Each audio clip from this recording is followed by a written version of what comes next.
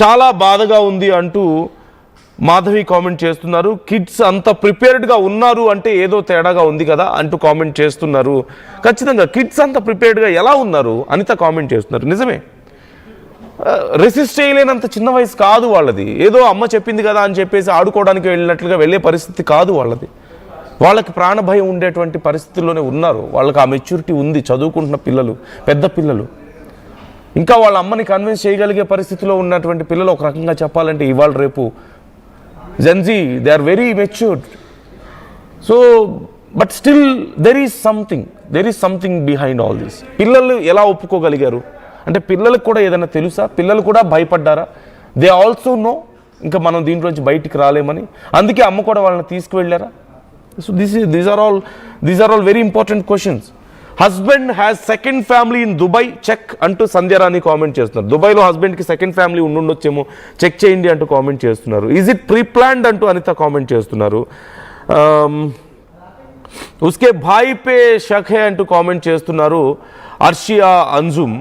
అలాగే పాపం 3 ప్రాణాలు పోయాయి, చాలా బాధ, పాపం పిల్లలు అంటూ విజయలక్ష్మి కామెంట్ చేస్తున్నారు. Family members no some reasons కానీ చెప్పడం లేదంటే అనిత కామెంట్ చేస్తున్నారు.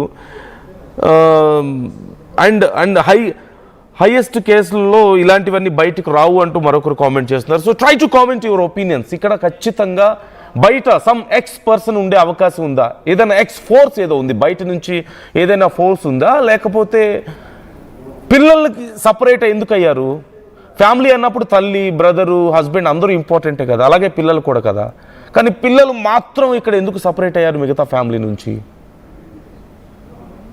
ఎందుకు అంటే పిల్లలకి కూడా ఏదైనా హామ్ ఉండే అవకాశం ఉందా?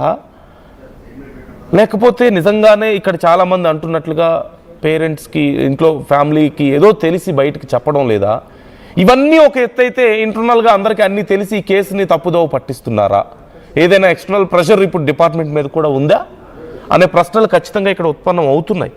చాలామందికి ఈ ప్రశ్నలు వస్తున్నాయి. So what is your opinion about this? ఇప్పుడు ఈ సెకండ్ ఫోన్ ఎక్కడ? ఇదే అతిపెద్ద ప్రశ్న. So try to comment your opinions. మీ అభిప్రాయాలు కూడా మాతో పంచుకోండి, కామెంట్ చేయండి.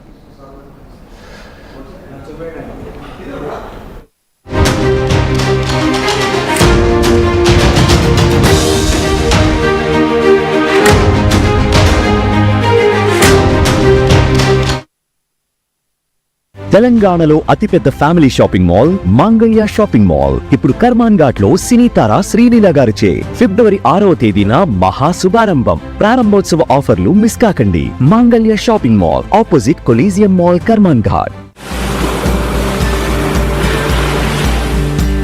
చిన్న చిన్న ఆనందాలు 35 ఏళ్లుగా నా జీవితంలో లేవు.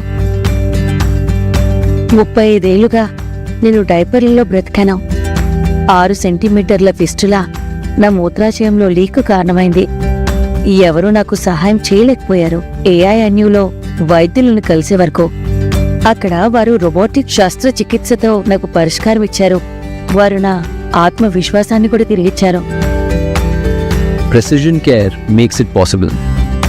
The Center for Robotic Surgery at AINU.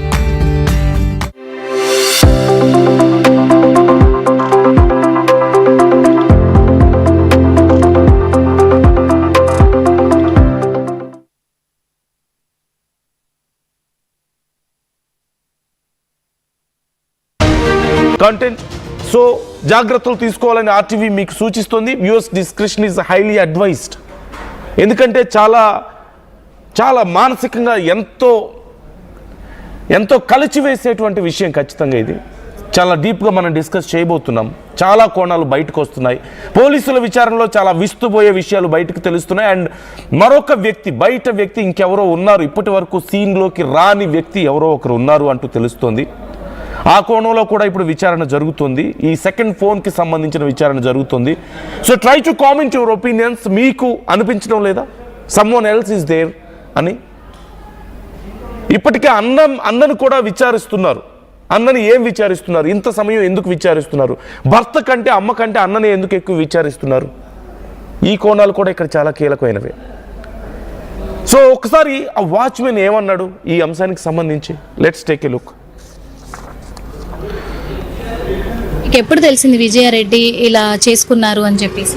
Early morning madam, early morning 10 కట్లా తెలిసింది. ఆ రోజు చనిపోయిన రోజు ఆ రోజు తెలిసింది. మేము కూడా షాక్ అయిపోయినాం అసలు ఎలా ఎందుకు చేసుకున్నారు.